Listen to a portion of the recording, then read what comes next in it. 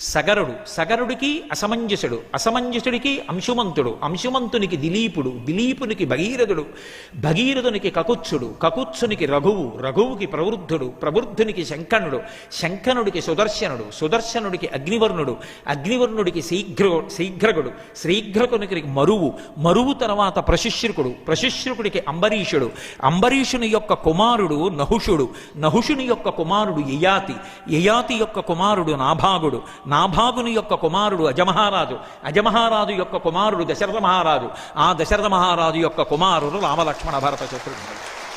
ఇది ఇక్ష్వాకు వంశం. అవ్యక్తమైనటువంటి స్థితి నుండి ఇదిగో ఈ పెండ్లి కుమారులు రామలక్ష్మణ భరత శత్రుఘ్నుల వరకు ఈ వంశం ఇలా పరిఢవిల్లింది.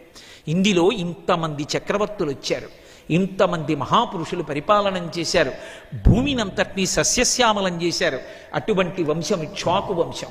ఈ వంశం